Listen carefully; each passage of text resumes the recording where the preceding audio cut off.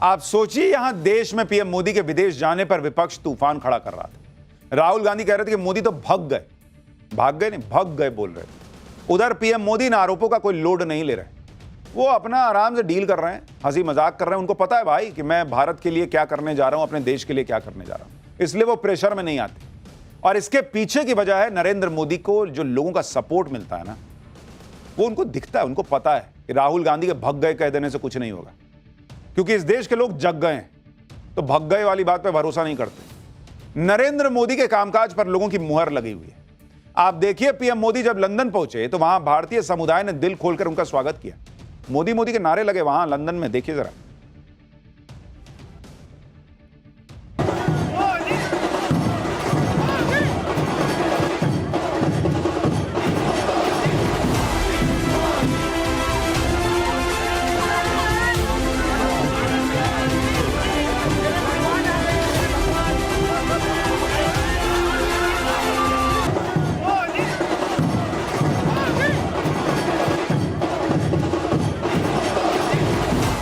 मेरा जो जीवन है ना वो सफल हो गया मोदी के दर्शन करके। मैं अपना भगवान मानता हूँ, मोदी को भगवान मानता हूँ, भगवान से ऊपर कुछ नहीं है। मैं इतना खुश हूँ कि मेरे पास वर्ड नहीं है। And the Prime Minister shook my hand, he gave me Ashirwad and it was the best feeling ever. आप लोगों का सेंटिमेंट देख रहे हैं जो विदेश में रह रहे हैं कि भाई मैं मिल लिया नरेंद्र मोदी से, उनको देख लिया तो मेरा जीवन सफल हो गया, ऐसी सी बातें लोग बोलते हैं। आप ये भी देखिए कि कल राहुल गांधी ऑपरेशन सिंदूर को लेकर पीएम मोदी की विदेश नीति पर सवाल उठा रहे थे, कह रहे थे कि हमारे साथ तो कोई देश ही नहीं खड़ा था। दूसरी तरफ आज आतंकवाद के मुद्दे पर भारत को यूके का साथ मिल गया। यूके की तरफ से पहलगाम हमले की निंदा की गई, आतंकवाद पर डबल स्टैंडर्ड रखने वालों को कड़ा संदेश भी दिया गया। सुनिए पीएम मोदी ने क्या कहा, फिर आपको बताऊंगा कि इधर पीएम मोदी यूके पहुंचे, उधर पाकिस्तान में क्यों हड़कंप मच गया। पहलगाम में हुए आतंकवादी हमले की कठोर निंदा के लिए हम प्रधानमंत्री स्टारमर और उनकी सरकार का आभार व्यक्त करते हैं। हम एक मत हैं कि आतंकवाद के खिलाफ लड़ाई में दोहरे मापदंडों का कोई स्थान नहीं है। इधर पीएम मोदी यूके से बड़ी बड़ी डील कर रहे हैं, उधर पीएम मोदी की कूटनीति को देख पाकिस्तान का तनाव बढ़ा हुआ है।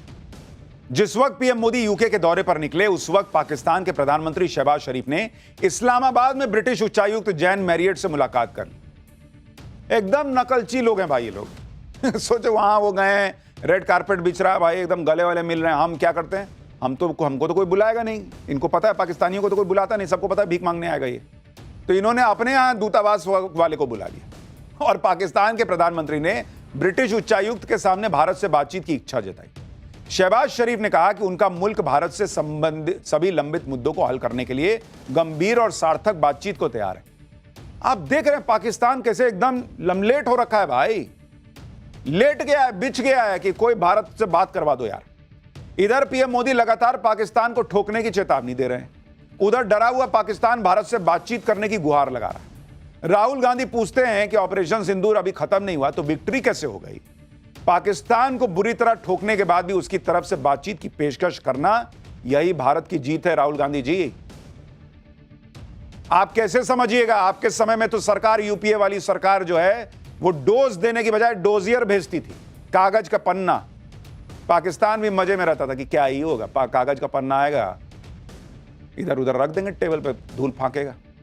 अब उसको डर लगता है कि ये तो धुआं धूल कड़ कर देंगे भाई साहब नरेंद्र मोदी। भारत की डील को देखकर पाकिस्तान इसलिए भी टेंशन में होगा क्योंकि एक तरफ तो इस डील से भारत का निर्यात बढ़ेगा, भारत के एक्सपोर्टर्स को फायदा होगा, दूसरी तरफ पाकिस्तान का निर्यात गिरता जा रहा है, आयात बढ़ रहा है उसका, जिससे दूसरे देशों से उसका व्यापार घाटा लगातार बढ़ रहा है। पाकिस्तान के central bank state bank of Pakistan की तरफ से जारी आंकड़ों के मुताबिक वित्त वर्ष 2025 में पाकिस्तान का 9 पड़ोसी देशों के साथ व्यापार घाटा 29.42% बढ़कर 12 अरब डॉलर तक पहुंच गया है। इसमें चीन, बांग्लादेश जैसे पड़ोसी भी शामिल हैं, जिससे पाकिस्तान ज्यादा सामान खरीद रहा है लेकिन निर्यात कम कर रहा है। पाकिस्तान की दिक्कत है कि वो एक चीज बहुत शानदार एक्सपोर्ट कर सकता है और वो आतंकवादी।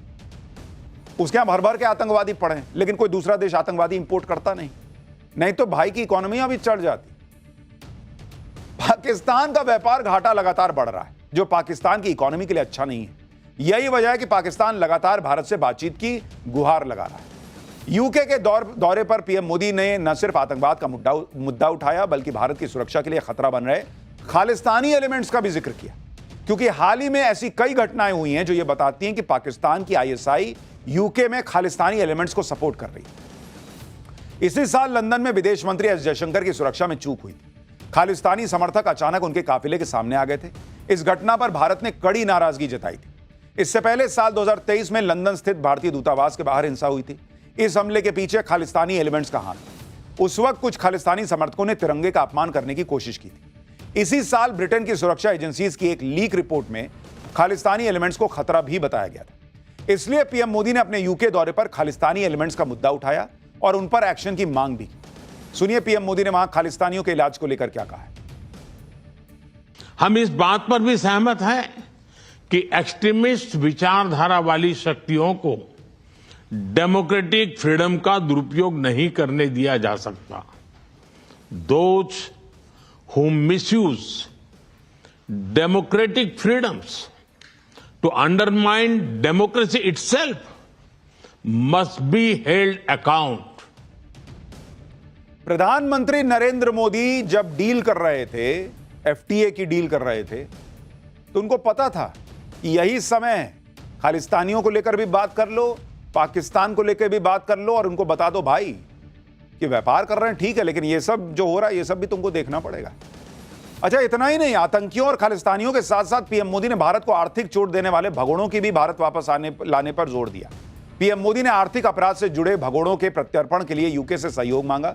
भारत लगातार विजय माल्या, नीरव मोदी, ललित मोदी के प्रत्यर्पण की मांग कर रहा है। सुनिए पीएम मोदी ने यूके में ऐसा क्या कहा जिससे माल्या, नीरव जैसे भगोड़ों के प्रत्यर्पण की आस और तेज हो गई। इकोनॉमिक ऑफेंडर्स के प्रत्यार्पण के विषय पर भी हमारी एजेंसी सहयोग और समन्वय से काम करती रहेगी।